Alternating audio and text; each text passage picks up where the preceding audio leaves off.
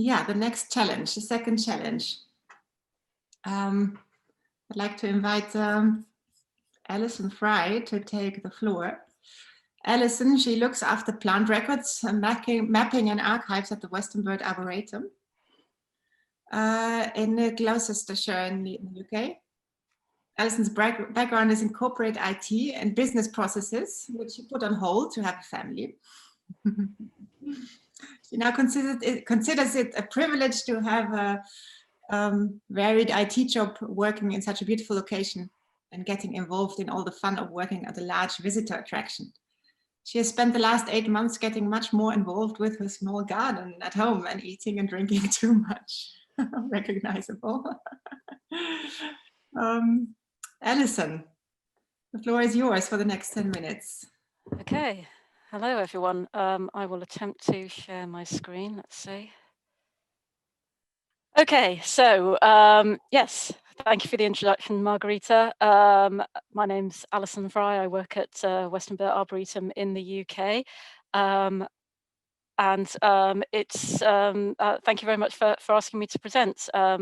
It's interesting that there's at least 2 volunteers in this session. I'm sure there are probably more actually, because volunteers is one of these phrases that covers such a wide spectrum of people, and some people who might volunteer 1 hour every month, whereas other people are almost sort of equivalent to full-time employees. So I'm very conscious that it's a very broad term here, but I'll do my best on this.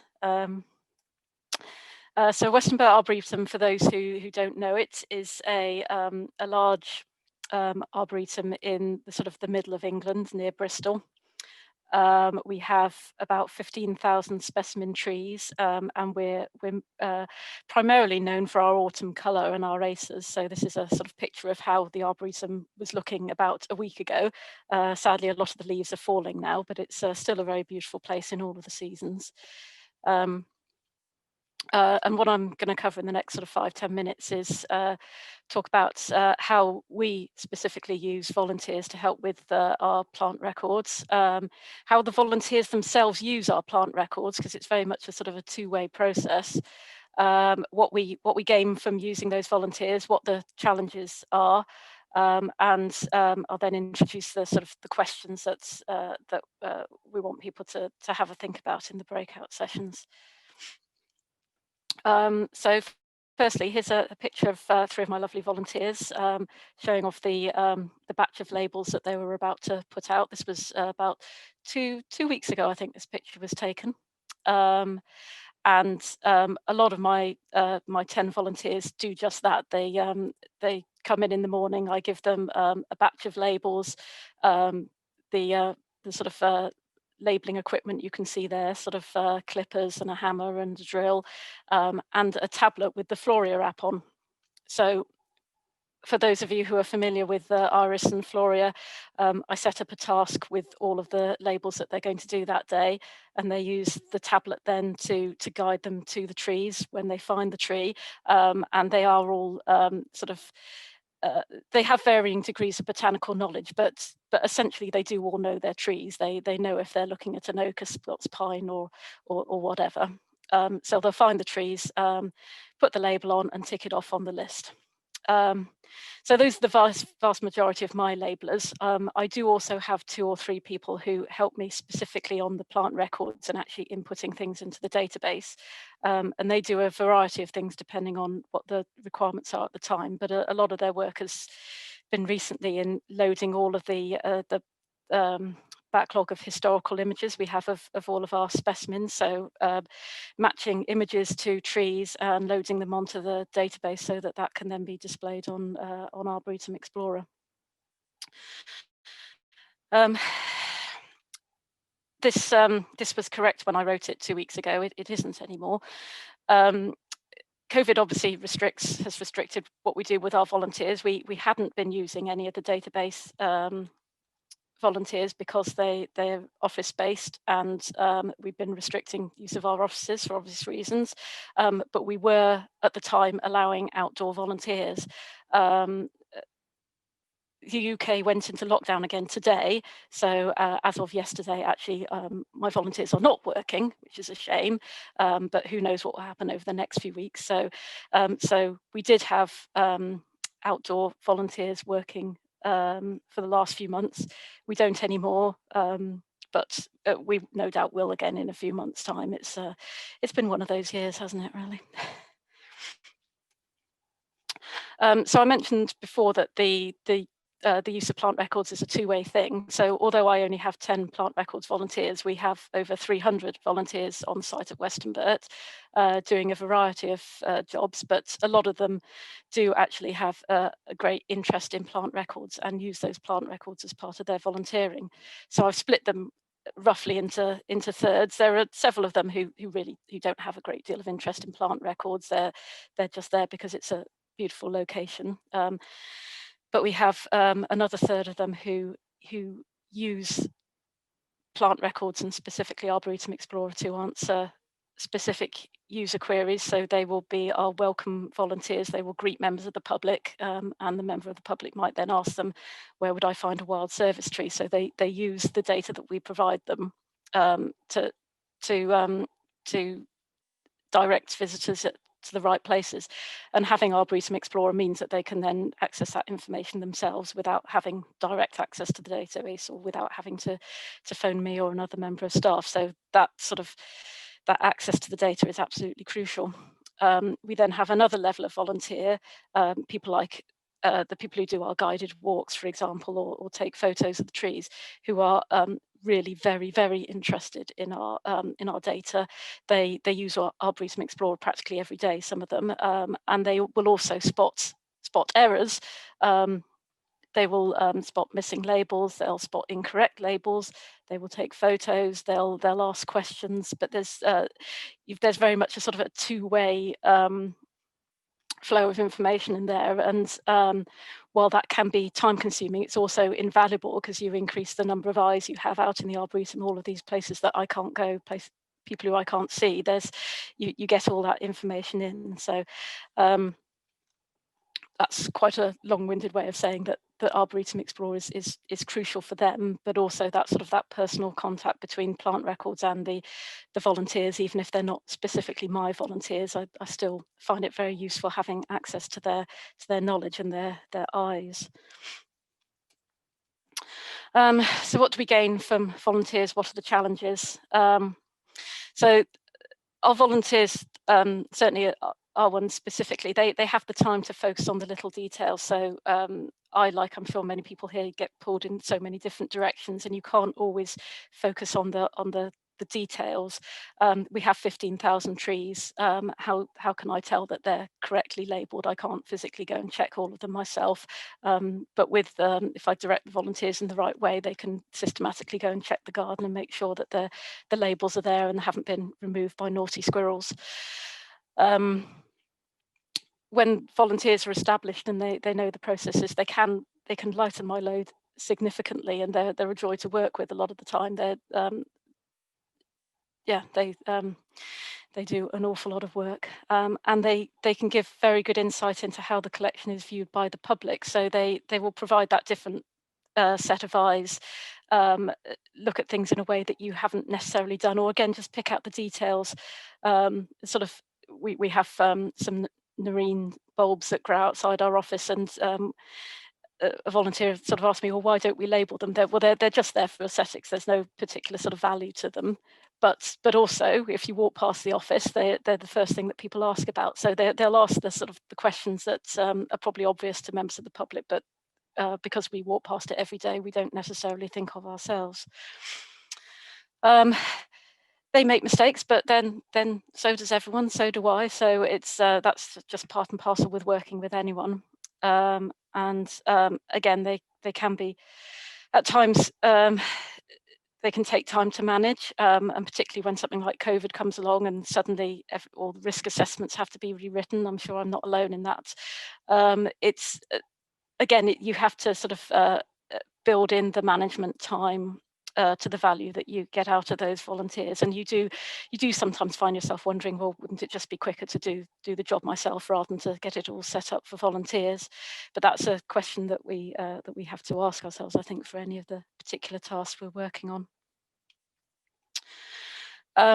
So the questions that I'd really appreciate sort of people working on, and I'm really interested to know how other gardens use volunteers and how it works for them, any particular things that work well or things that people find quite difficult. So which tasks do people find quicker to do themselves and wouldn't use volunteers for?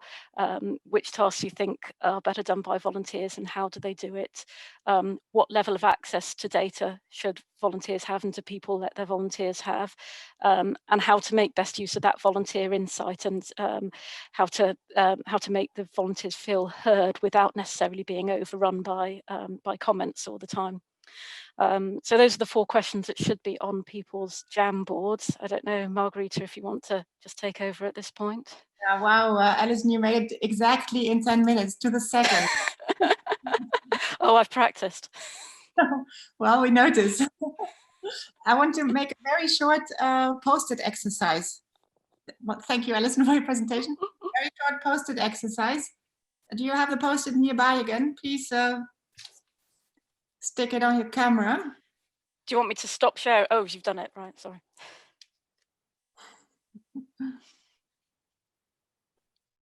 Yeah, the screen is getting colored. That's good. No more faces. Some peace for all of us. Only at Heidi's, a lot is going on. Heidi and Mike. Well, that's okay.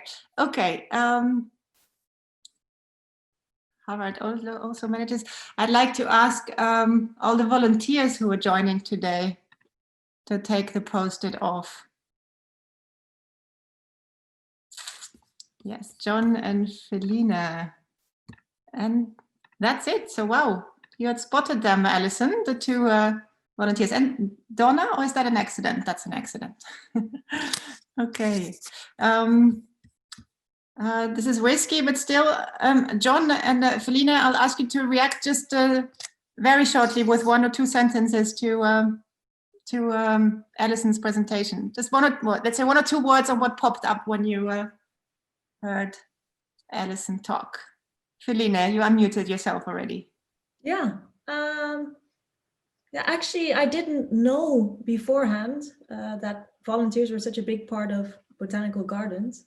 So it's well, it's nice as a volunteer to see that as one of the topics today. So that's something that stood out for me. Yeah, that's it actually. Thank you. Thanks. John, 1 sentence on what popped up when you heard Alison's presentation. Well, I think she was right that volunteers can be invaluable and they can be probably a real challenge to manage in some cases. Thank you. Great, thanks. Post-its off again. And you're ready for the breakout rooms, I guess. Yeah, looks good. So, who's going to be next? That's the big question. Who will have a chance to share? I'd like to ask Heidi from room 5. Okay, there we go. No, this is not ours. Oh, that's ours. Are you? You might yep, that's the right. Good. Yeah, but Which number are you? 7. 7. Could you change that to 7? Yes. Yes, there you go. So it's different experience with volunteers. Some gardens doesn't have many volunteers, while others do a lot of efforts in the volunteers we have. And the experience is kind of individual. Some people that comes as volunteers has lots of skills that can be very valuable, but some doesn't. So it's a different how much time and efforts that given into the effort to the volunteers depends a bit on their experience from before they came to the garden. But some of the gardens has volunteers that's been there for a long time and have more and more access to the database after they is shown to be very good for the garden. So we had some issues also taken up here that some gardens has some problems with having volunteers because it's difficult to have staff or people coming working in your garden that not paid. In our country, it's not like you can have people working for you without paying them a salary. So it's rules for that. The photographing was something that was highlighted quite a lot. So the photos taken from the volunteers is very useful, and some of them are so useful that it's giving extra information to the collections. The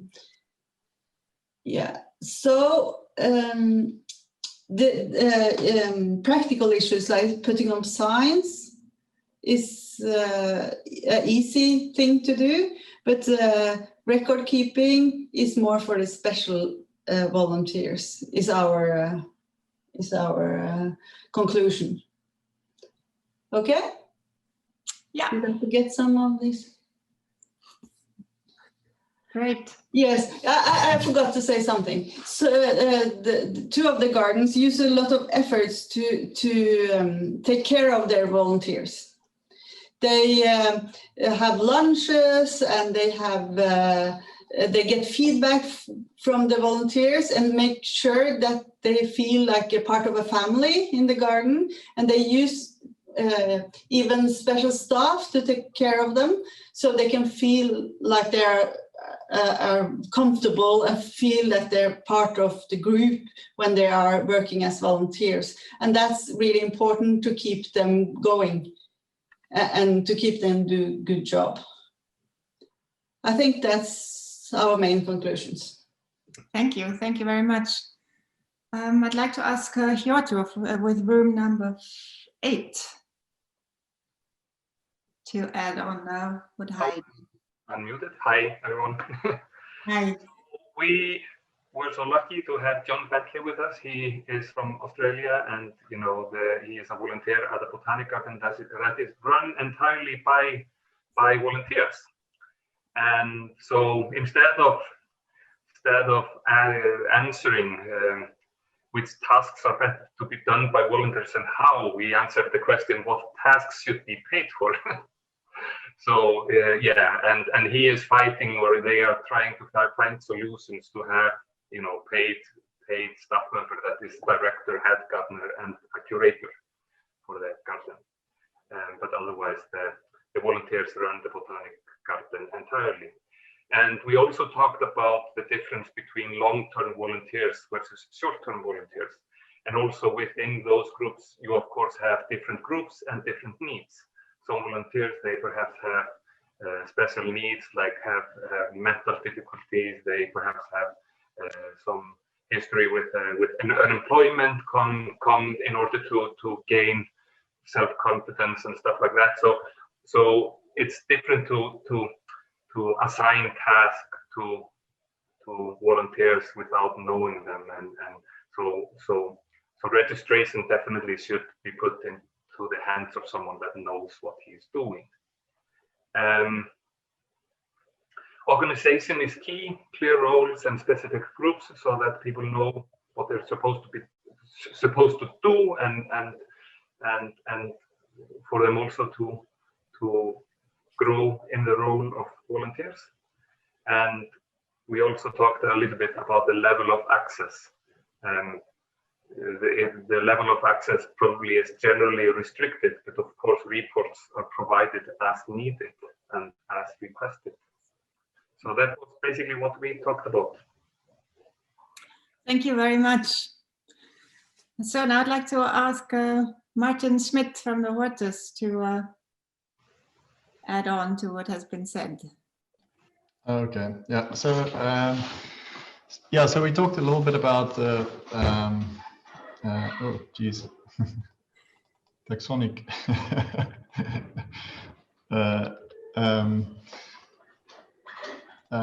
Now Oh, geez. The thing is, in the case here, we sort of chatted about what volunteers do in the various gardens, most tasks that we sort of do ourselves would be very specialized things, normally taxonomic nomenclature things, and the powerful tools that you'd like, the mass updates, the data import, and that sort of thing, which can really powerfully create problems. But we also, I think we also sort of agree that mostly volunteers are very sort of essential and help with a lot of essential tasks. Volunteers have fresh eyes, as they sometimes spend time in the garden in a recreational sort of way as well. So they look at the garden differently, and they sometimes pick up a lot of mistakes. Sometimes you get volunteers that can help with very specialized tasks. In the case here in Amsterdam, my Dutch is not good enough to write sort of interpretive texts. Yeah, so sometimes the volunteers provide a fresh perspective, and the access levels really depend on the tasks they do and their ability and what they how one can sort of create these access levels that fit the tasks that they do. But without volunteers, you can't nearly do the massive work that if you had to do everything yourself, it would just be too much. Maybe I can add one thing now with COVID. We've come around with a little of a workaround using like import and export and Google Sheets. So we allow volunteers to work on Google Sheets, and those Google Sheets we can import again back into the database to do some essential tasks, which actually some volunteers have found very, very helpful and sometimes quite easy to do as well. So, yeah, I don't know. We didn't really get to 4 yet, so I don't know. Maybe some of the others should chip in. I'm a little bit of I have a really tired brain at the moment. Thank you very much, Martin. Yeah, is there anyone else who would like to react to question number 4? Just unmute yourself, take a chance. Yeah, it can be quite tricky to find the correct feedback for plant records volunteers. Sometimes they feel as if their input is going into the morass of collections data, and showing them what their records or their input is valuable. It can be quite tricky. So sometimes there needs to be other ways of doing it, via trying to bring the volunteers. These are the long-term volunteers who we're seeing weekly. Trying to bring them in via other ways. So you invite them to staff events or have special volunteer parties or whatever it takes to keep the engagement going. Because sometimes you can't easily produce a product to say, you participated in this, you measured these 100 trees, or you put these labels out. Sometimes they are adding to the expanse of data records, and there's nothing directly tangible to show for it. Thank you, Rob. Well, on that note, I think that's where Garden Explorer and some of these things come in really handy, because then some of these aspects become really tangible. So yeah. Yeah, anyways. Thanks, Martin. Thanks to you all. I'd like to ask Alison if you'd like to react to everything you heard. What did you pick up from it? No, it's been a very useful discussion actually, and in our group in particular, there are so many different sort of ways that people used volunteers, and it was to me, it brought it home that actually the different countries have very different sort of views to volunteers. Obviously, in Australia, there's a huge reliance on them in botanic gardens, and whereas other countries, it's I can't remember which country it was that really didn't allow sort of unpaid staff. So there's been some really useful points. It's been a useful exercise.